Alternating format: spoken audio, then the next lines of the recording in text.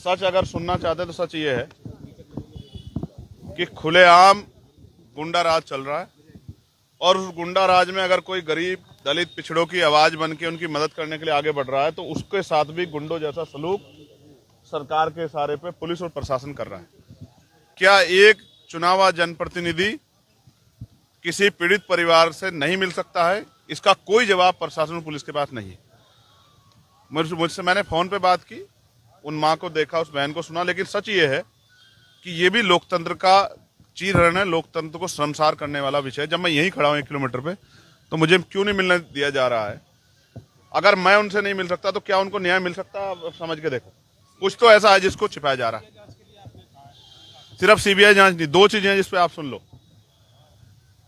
कम से कम 50 लाख रुपए का मुआवजा उस पीड़ित परिवार को मिलना चाहिए, कम से कम, जिससे वो परिवार अपने पैरों पे खड़ा हो। उसके परिवार को एक सरकारी नौकरी मिलनी चाहिए, क्योंकि वो मरने का हकदार नहीं था। उसने तो मेहनत से पैसे कमाए, जिन लोगों ने उसको लूटा। और अभी जब मैंने परिवार को वीडियो कॉल में देखा तो 4 लोग उसके साथ दिखाई दे रहे हैं।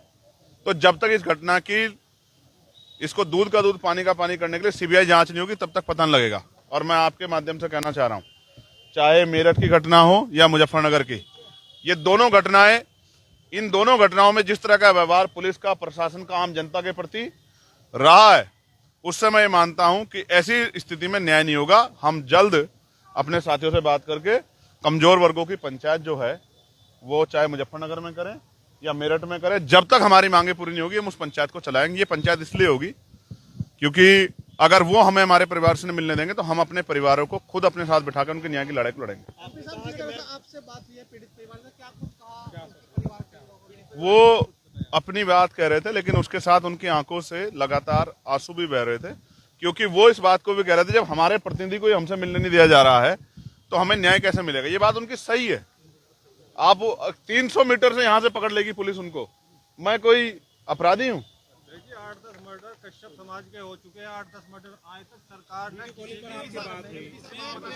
क्या वीडियो कॉल पे बात करना, क्या वो किसी दूसरे देश में जो वीडियो कॉल बात करवानी पड़ रही है? ये सरासर जो है लोकतंत्र की हत्या है, और ये सरासर किसी चीज को किसी छिपाने का, उसको किसी दूसरी तरफ मोड़ने का प्रयास है। उनको पता है मैं जाऊंगा तो क्या होगा, जब मैं अपनी बहन का हाथ पकड़ूंगा तो उनको संबल प्रदान होगा, उनको हिम्मत प्रदान होगी, और वो जो बात फोन पे नहीं बता पाती क्योंकि पुलिस के अधिकारी शायद वो मुझसे बता पाती। देखिए मैं ये कह रहा हूँ, आप मुझे मेरठ जाने से रोक रहे हैं, आप मुझे सोनू कश्यप के परिवार से मिलने से रोक रहे हैं, जो मेरा ही परिवार है। जब आप मुझे कहीं जाने नहीं दे रहे हैं और मैं लोगों की आवाज उठा रहा हूं, तो आप एक रास्ता है कि आप इस आवाज को परमानेंट के लिए बंद कर दो। इसलिए मैंने कहा कि सरकार को चाहिए कि वो मुझे गोली मार के मेरी हत्या कर दे। जब मैं ही नहीं रहूंगा, मैं जब तक रहूंगा मैं तो लड़ता रहूंगा। चाहे बुढ़ाने में आप जुल्म करोगे तो भी लड़ूंगा। जब आप यहाँ कश्यप समाज के 7-8 लोगों के मर्डर होंगे तो भी मैं लड़ूंगा। जब यहाँ कपसाड़ जैसी घटना होगी, जब हमारी माँ को मारा जाएगा तो भी मैं लड़ूंगा। तो एक ही तरीका है ना, अगर आप न्याय नहीं देना चाहते तो मेरी हत्या कर दो। आसान ये है, मैं जब तक जिंदा रहूंगा मैं तो लड़ता रहूंगा। तो आप मेरी हत्या कर दो, आपकी बहुत सारी मुसीबतें कम हो जाएंगी। या फिर आप मुख्यमंत्री जी से मैं कह रहा हूं वो इस अन्याय को खत्म करें। अगर वो अन्याय को खत्म नहीं कर सकते तो उनको कोई अधिकार नहीं ये कहने का कि हमारे प्रदेश में कानून का राज है। आपने ये भी कहा है कि मैं बहुत जिद्दी हूँ, तो इसका क्या मतलब? जिद्दी का मतलब ये है कि मैं कानून की मर्यादा का पालन करता हूँ।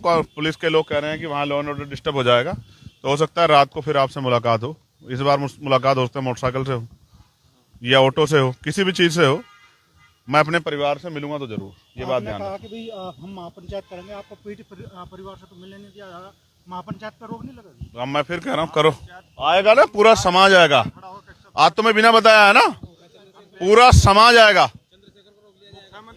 देखो मैं संवैधानिक आदमी हूँ, आप न्यायप्रिय किसी बात पे रोकोगे मैं खुद रुक जाऊंगा, लेकिन आप डंडे के जोर पे रोकोगे, गोली के जोर पे, तो इतनी तो हिम्मत नहीं है।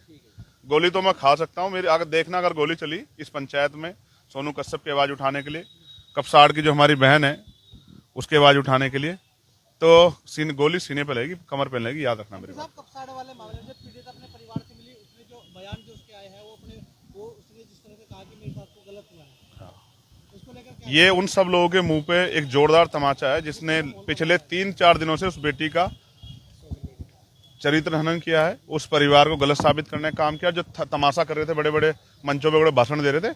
मैं एक बात बता रहा हूँ, ये गरीब समाज बड़ा भावुक समाज होता है। ये अगर इसने मन में ठान ली ना, और अपने साथ जो अन्याय हो रहा है उसका बदला लेने की अपने मन में वो कर ली, तो बहुत सारे लोग बहुत सारे सदनों के दरवाजे नहीं देख पाएंगे, याद रखना मेरी बात को। धन्यवाद।